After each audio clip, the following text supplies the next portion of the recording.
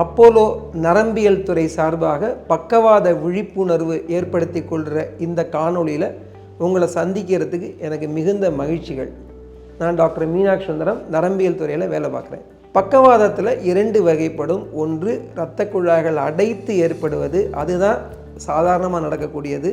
2வது வெடிப்பு நடக்கிறது. இந்த அடைப்பு நடக்கக்கூடிய அந்த பக்கவாதத்தை இஸ்கிமிக் ஸ்ட்ரோக்னு சொல்கிறோம். அது என்ன சார் அடைப்பு? நம்ம வீட்டில் குழாய்கள் வாங்கி போடுறோம் இல்லையா, அந்த குழாயில் தண்ணி வந்துட்டுருக்குது. இந்த குழாய்களில் அடைப்பு நிகழ்ந்துச்சுன்னா திடீர்னு தண்ணி வராமல் போயிடுது இல்லையா.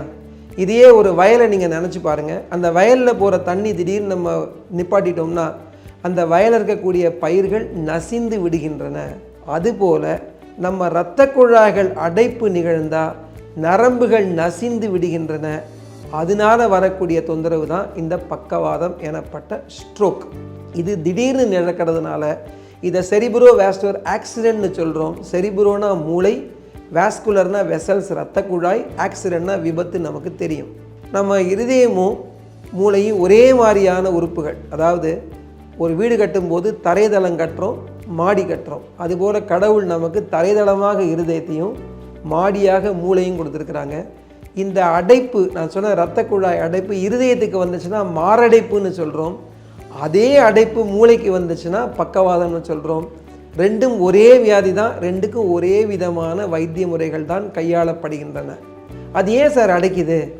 வயசாகும் பொழுது எல்லாமே அடைச்சிக்கலாம். கொஞ்சம் குழாய் நம்ம வாங்கி போட்டோன்னா ஒரு 15-20 வருஷத்தில் அடைக்கிற மாதிரி ஒரு 50 வயசு ஆகும்போது 60 வயசு ஆகும்போது அடைக்கும் தன்மை வருகிறது. இதுதான் அத்திரோஸ்க்ளரோசிஸ்னு சொல்கிறோம். நல்ல தண்ணி போகிறத விட உப்பு தண்ணி போனால் அடைக்கலாம் இல்லையா. உப்பு எந்த வியாதிக்கு போட வேணான்னு சொல்லுவாங்க? பிபிக்கு சொல்லுவாங்க. அதனால் பிபி இருக்கிறவங்க, ஹைப்பர் டென்ஷன் இருக்கிறவங்களுக்கு அடைக்கக்கூடிய தன்மை வந்துடும். அவங்க அந்த பிபியை கண்ட்ரோலாக வைக்கலைன்னா. நம்ம தண்ணீரை நிறைய அழுக்கு சேர்த்துட்டே இருந்தோம்னா பயங்கரமாக அடைக்கும் இல்லையா.